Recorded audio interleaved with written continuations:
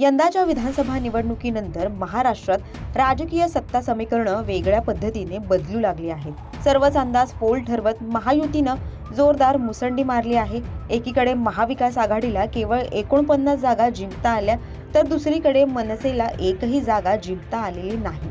निवडणुकीत हा फटका बसल्यानंतर आता महाराष्ट्र नवनिर्माण सेनेच्या भवितव्याबाबत मोठं प्रश्नचिन्ह निर्माण झालं आहे। मनसेची मान्यताच रद्द होण्याची शक्यता असून याबाबतचे निकष नेमके काय आहेत हे जाणून घेणं महत्त्वाचं ठरतं। विधिमंडळाचे माजी प्रधान सचिव अनंत कळसे यांनी एका वृत्तवाहिनीशी बोलताना या संदर्भात भाष्य केलं आहे। पक्ष मान्यतेच्या निकषांची त्यांनी माहिती दिली आहे। ते म्हणाले की एखाद्या पक्षाला मान्यता टिकवायची असेल तर त्याला निवडणूक आयोगाचे काही निकष पूर्ण करावे लागतात। त्यानुसार त्या पक्षाला एकूण 8% मतदान आणि 1 जागा किंवा 2 जागा आणि 6% मतदान किंवा 3 जागा आणि 3% मतदान यापैकी एक निकष पूर्ण करणं आवश्यक आहे। महाराष्ट्रात अंदाजे 9.70 कोटी मतदार आहेत। आपण 6 कोटी लोकांनी प्रत्यक्ष मतदान केलं असलं असं मानलं तरी मला वाटत नाही की मनसेनं हा निकष पूर्ण केला आहे, असं अनंत कळसे म्हणाले। मनसेची एकही जागा आलेली नाही आणि 48 लाख मतं मनसेला निश्चितच मिळालेली नाही। ही तपासणी करून आयोग मनसेला नोटीस देईल आणि आपल्या पक्षाची मान्यता का काढण्यात येऊ नये हे त्यांना विचारलं जाईल।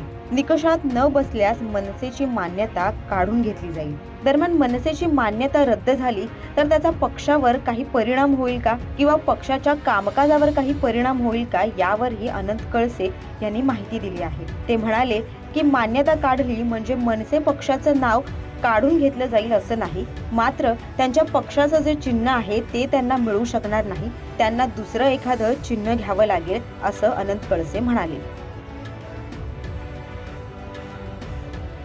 दरम्यान विधानसभा निवडणुकीत मनसेची कामगिरी जर आपण पाहिली तर मनसेच्या 26 उमेदवारांना 1000हून कमी मतं मिळाली आहेत। तसंच 1 ते 2000 मतं मिळवणारे 25 उमेदवार आहेत, 2 ते 3000 मतं मिळवणारे 16 उमेदवार आहेत, 3 ते 4000 मतं मिळवणारे 5 उमेदवार आहेत, तर 4 ते 5000 मतं मिळवणारे 6 उमेदवार आहेत। त्या खालोखाल 5 ते 10000 मतं मिळवणारे 18 उमेदवार आहेत, 10 ते 20000 मतं मिळवणारे 15 उमेदवार आहेत, 20 ते 25000 मतं मिळवणारे 13 उमेदवार आहेत। यामध्ये 50,000वर मतं मिळवणारा मनसेचा फक्त 1 उमेदवार आहे।